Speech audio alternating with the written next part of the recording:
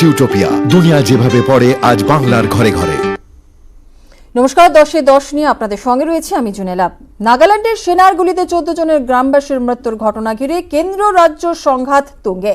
আশ্রয় প্রত্যাহারের দাবিতে সুর আরও চড়ালো নাগাল্যান্ড সরকার। আর এই নিয়েই এবার মোদী সরকারকে সুপারিশ রিও মন্ত্রিসভার। সংঘাতের পথে হেঁটে রিপোর্ট দিলেন নাগাল্যান্ডের পুলিশ প্রধান।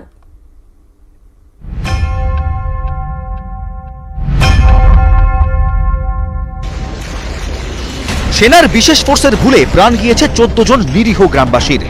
তারপর থেকেই কেন্দ্রের সঙ্গে সংঘাতে নাগাল্যান্ড সরকার।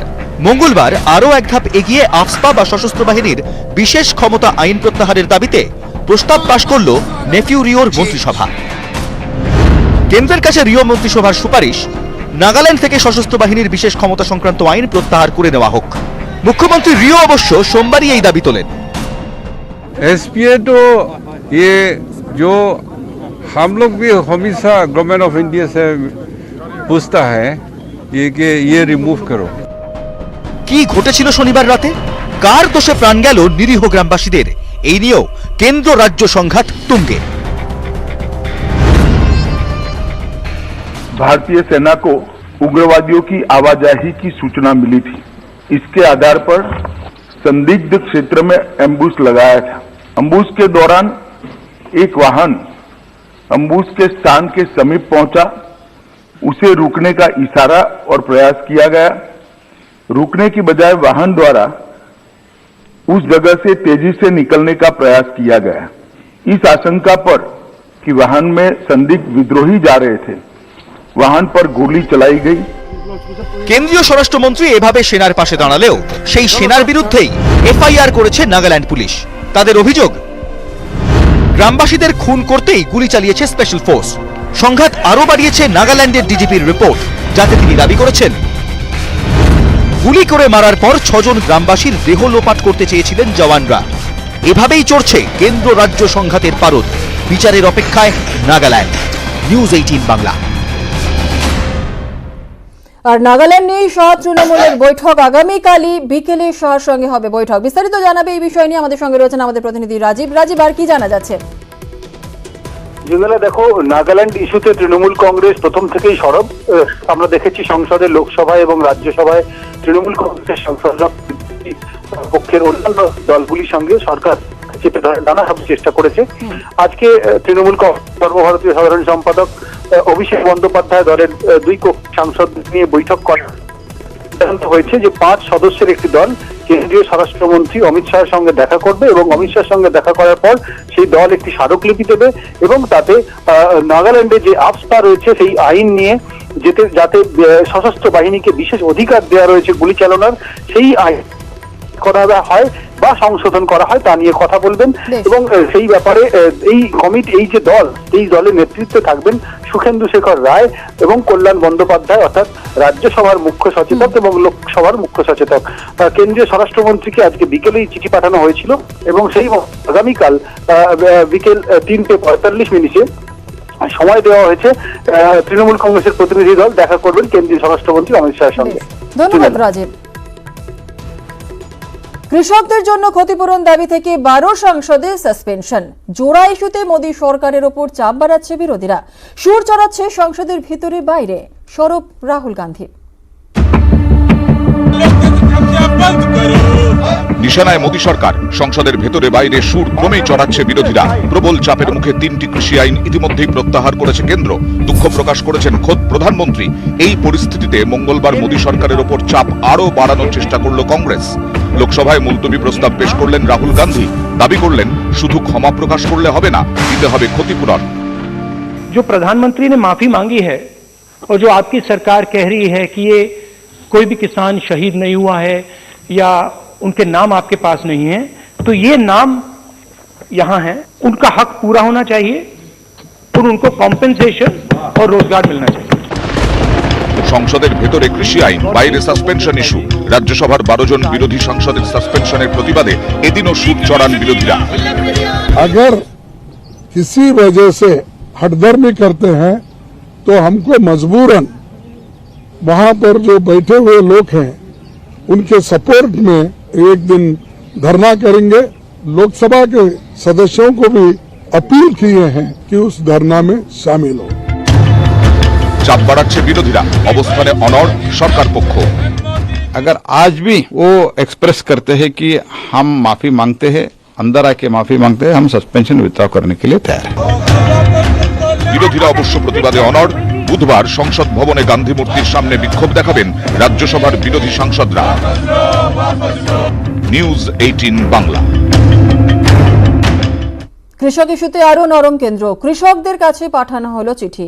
ন্যূনতম সহায়ক মূল্য নিয়ে শীঘ্রই প্যানেল তৈরি হবে বলেই চিঠিতে দাবি। প্যানেলে থাকবেন কৃষি বিজ্ঞানীরা। কৃষকদের বিরুদ্ধে সব অভিযোগ প্রত্যাহার করা হবে বলেও চিঠিতে কৃষকদের আশ্বাস কেন্দ্রীয় সরকারের। আর এই বিষয়ে কৃষক নেতারা কি বলেছেন শোনাবো। प्रस्ताव ये था कि हम सारी बात मान लेंगे, आप उठ जाओ, जीवादी भी उठ जाओ, सारी बात मान लेंगे। एमएसपी पे भी बताइए कि कमेटी बनाएंगे और लोग भी रखेंगे, संयुक्त मोर्चे की भी रखेंगे। स्पष्ट नहीं है, स्पष्ट बताओ ना कि क्या क्या आप करोगे, खोल कर बताओ उसमें। कल 2 बजे चर्चा करेंगे उसमें। बात कोई कर रहा है चिट्ठी पे है, चिट्ठी पे कौन विश्वास कर ले भाई, चिट्ठी पे किसी में चिट्ठी पे कोई विश्वास कर लेगा, किसने भेजी, कहाँ से चिट्ठी आई, सारी चीजों पर चर्चा हुई। কৃষকরা সরবে, তাদের দাবি মিটলেই সরবে। আমরা কৃষক প্ল্যাটফর্মে কোন রাজনৈতিক নেতাকে আসতে দিই। আর ওই কৃষক আন্দোলন কৃষকরাই চালাচ্ছে, কৃষকরাই শেষ পর্যন্ত লড়বে এবং সেই দাবিতে আমরা এখন এগিয়ে যাই। পরবর্তী স্তরে তো আন্দোলন চলবে, কিন্তু রূপ কি হবে সেটা আমরা বসে ঠিক করব। ওখানে বসে না থেকে অন্যভাবে এই লড়াই চলবে, কিন্তু লড়াই বন্ধ হবে না। কেন্দ্রের জন্য এখানে মৃত্যু হয়েছে, মোদী সেখান থেকে পালাতে পারে না। কেন্দ্র সরকারকে প্রতিশ্রুতি দিতে হবে যাতে সবাই ক্ষতিপূরণ পায়। কোভিডের মৃত্যুতে আর্থিক অনুদান, মৃতদের পরিবারকে আর্থিক অনুদান দেওয়া শুরু। আর আর্থিক অনুদান দেওয়া শুরু করলো কলকাতা পুরসভা। আবেদনপত্র মিলবে কলকাতা পুরসভার ওয়েবসাইট থেকেই। কোভিডের মৃত্যুর নথি থাকলেই আর্থিক অনুদান পাওয়া যাবে। কোভিডের মৃত্যুতে সর্বোচ্চ অনুদান 50,000 টাকা।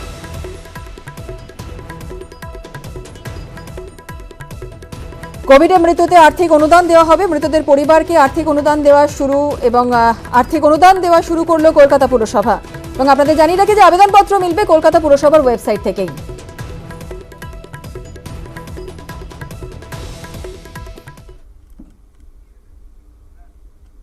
মইপিঠে অবশেষে ধরা পড়ল বাঘ। আর দিনভর আতঙ্কের পর ধরা পড়ল সেই বাঘ। বন দপ্তরের পাতা খাঁচায় বন্দি এই মুহূর্তে সেই বাঘ। সকাল থেকেই সুন্দরবনের বাঘের আতঙ্কে ছিল মইপিঠ। ভুবনেশ্বর গ্রামের ধান খেতে লুকিয়ে ছিল সেই বাঘ। অনুমান করেছিল গ্রামবাসীরা।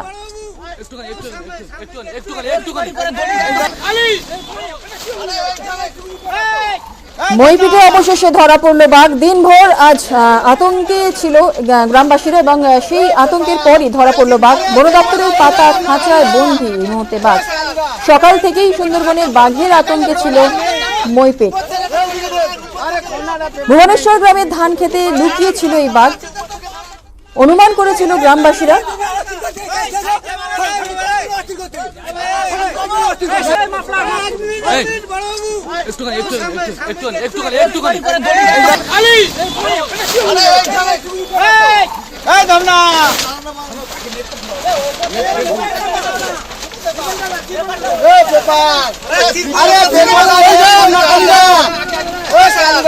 বিস্তারিত আমরা কথা বলতে বিষয় নিয়ে আমাদের সঙ্গে টেলিফোন লাইনে রয়েছেন আমাদের প্রতিনিধি অর্পণ।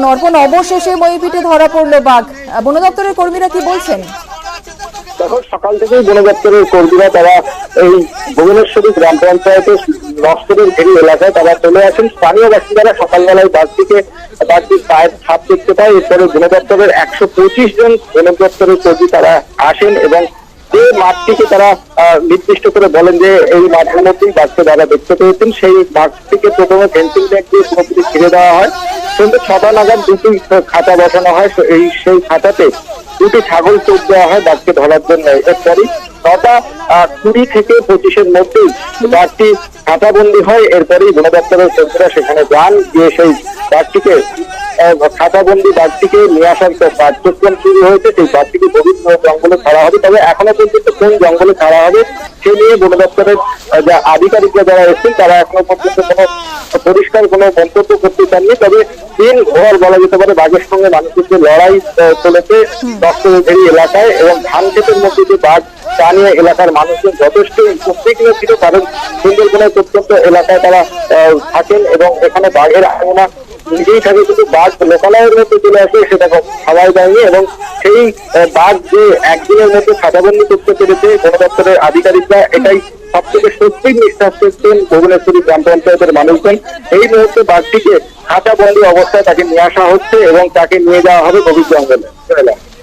পাশাপাশি আরো একটা বিষয় জানতে চাইবো যে এই মুহূর্তে খাঁচাবন্দি রয়েছে এই বাঘকে আগামীকাল কোথায় ছাড়া হবে, কখন ছাড়া হবে, সেই বিষয়ে কিছু জানা যাচ্ছে? কি বলছে বন্যকর্মীরা? এখনো পর্যন্ত গ্রামের মধ্যে থেকে যে বাঘটি উদ্ধার হয়েছে ধানক্ষেত থেকে, সেই বাঘটিকে উদ্ধার করে প্রথমে বন দপ্তরের যে ক্যাম্প রয়েছে সেই ক্যাম্পে নিয়ে যাওয়া হবে এবং সেখানে যে বাঘের যে শারীরিক পরীক্ষা, সেটা পরীক্ষা করার পরেই সিদ্ধান্ত নেওয়া হবে কিভাবে বাঘটিকে জঙ্গলে ছাড়া। সকাল থেকে আমাদের কর্মীরা এসে প্রথমে গ্রামের দিকটা ঘিরে ফেলে, তারপরে বাঘটা যখন এই ধান ক্ষেতের মধ্যে লোকেট হয়, পুরো ধান ক্ষেতটাকে ঘিরে ফেলা হয় এবং ধান ক্ষেতের দুটো কর্নারে আমরা দুটো খাঁচা পাতি উইথ হচ্ছে বেড দিয়ে, টোপ দিয়ে, এছাড়া আমাদের দুটো ট্রাঙ্কুলাইজিং টিমও রেডি ছিল। তো 9:30 নাগাদ একটি খাঁচার মধ্যে বাঘটি ওই যে টোপ দেওয়া ছিল ছাগল, সেটাকে খাওয়ার জন্য সে খাঁচার ভেতরে ঢোকে এবং আটকা পড়ে। নাগাল্যান্ডের আজ সংসদে বিরোধীরা সরব, শাহ অবশ্য সেনারই পাশে। কেন্দ্রীয় স্বরাষ্ট্রমন্ত্রীর দাবি, জওয়ানরা বলার পরও থামানো হয়নি গ্রামবাসীদের গাড়ি, তারপরই গুলি চালায় বাহিনী। চলছে নাগাল্যান্ড, আজ রাজধানীতেও সোমবার সকাল থেকেই সংসদের ভেতরে বাইরে সরব বিরোধীরা। Believe me, in any other country or in any other government, this calls for the resignation of Mr. Amit Shah. Will he do it? Do these lives matter, like Dr. Sen said? If these lives matter to this government, then Amit Shah should step down on this issue. That's what we think. এই পরিস্থিতিতে bat হাতে ময়দানে কেন্দ্রীয় স্বরাষ্ট্রমন্ত্রী অমিত শাহ বিবৃতি দিলেন, দাঁড়ালেন সেনার পাশে। एक वाहन अम्बुस के स्थान के समीप पहुंचा, उसे रुकने का इशारा और प्रयास किया गया। रुकने की बजाय वाहन द्वारा उस जगह से तेजी से निकलने का प्रयास किया गया, जिसके उपरांत इस आशंका पर कि वाहन में संदिग्ध विद्रोही जा रहे थे, वाहन पर गोली चलाई गई, जिससे वाहन में सवार 8 व्यक्तियों में से 6 व्यक्तियों की मृत्यु हुई। सेना की 3 कोर मुख्यालय द्वारा एक प्रेस वक्तव्य जारी किया गया है, जिसमें निर्दोष नागरिकों की दुखद मृत्यु के घटनाक्रम पर अत्यधिक दुख सेना द्वारा व्यक्त किया गया है। सेना द्वारा इन दुर्भाग्यपूर्ण मृत्यु के कारणों की जांच उच्चतम स्तर पर की जा रही है। নাগাল্যান্ড নিয়ে এদিন সকাল থেকেই দিল্লিতে তৎপরতা ছিল চোখে পড়ার মতো। প্রথমে প্রধানমন্ত্রীকে রিপোর্ট দেন জাতীয় নিরাপত্তা উপদেষ্টা অজিত ডোভাল, তারপর রিপোর্ট দেন কেন্দ্রীয় স্বরাষ্ট্রমন্ত্রীকে। গুরুত্বপূর্ণ মন্ত্রীদের নিয়েও বৈঠকে বসেন প্রধানমন্ত্রী। এরপরই সংসদের 2 কক্ষে বিবৃতি শাহের। निर्णय लिया गया है कि सभी एजेंसियों को यह सुनिश्चित करना चाहिए कि विद्रोहियों के खिलाफ अभियान चलाते समय भविष्य में ऐसी कोई दुर्भाग्यपूर्ण घटना की पुनरावृत्ति न हो। নাগাল্যান্ডের ঘটনার তদন্তে সিট গঠন করেছে কেন্দ্র। 1 মাসের মধ্যে রিপোর্ট পেশের নির্দেশ দেওয়া হয়েছে। বিরোধীদের যদিও দাবি, এদিন তো অমিত শাহ কার্যত তদন্তের সুরটাই বেঁধে দিলেন। এরপর কি আর নাগাল্যান্ডের নিরীহ মানুষগুলো বিচার পাবেন? নিউজ 18 বাংলা। শান্তি আলোচনা চলাকালীন অশান্ত নাগাল্যান্ড, নেহাতি গোয়েন্দাগিরিতে গলদ, নাকি নেপথ্যে ভিনদেশি শক্তির অঙ্গুলি হেলন? উত্তর খুঁজছেন বিশেষজ্ঞরা।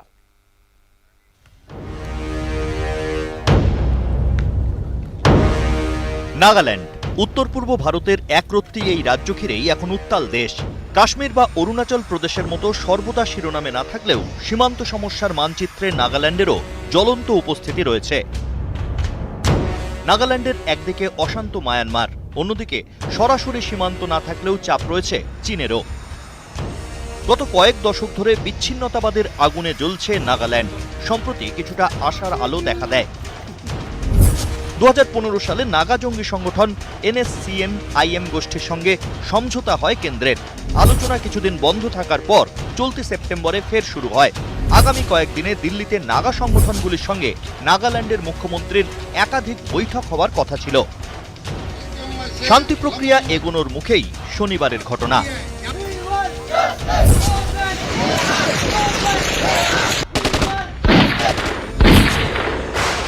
অনেকে বলছেন গোয়েন্দাদের ব্যর্থতা। সত্যিই কি গোয়েন্দাদের ব্যর্থতা, নাকি ভুল তথ্য নির্দিষ্ট লক্ষ্যে পৌঁছে দেওয়া হয় সেনার স্পেশাল ফোর্সের হাতে?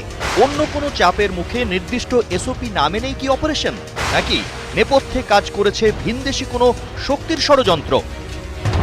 প্রশ্নগুলো উঠছে কারণ পর্যবেক্ষকদের অনেকেই মনে করছেন এই ঘটনা এক ধাক্কায় অনেকটাই পিছিয়ে দিল শান্তি প্রক্রিয়াকে। শুধু তাই নয়, নাগাল্যান্ডকে ফের অশান্ত করে তুলতে পারলে তা পরোক্ষভাবে প্রভাব ফেলবে অসম, অরুণাচল প্রদেশ সহ উত্তর পূর্ব ভারতের বিস্তীর্ণ অংশে। প্রভাব পড়বে প্রতিরক্ষা ব্যবস্থায়, প্রভাব পড়বে রাজনৈতিক সমীকরণেও। জটিল এই অঙ্কের মধ্যেই নাগাল্যান্ডের জবাব খুঁজছেন বিশেষজ্ঞরা। নিউজ 18 বাংলা।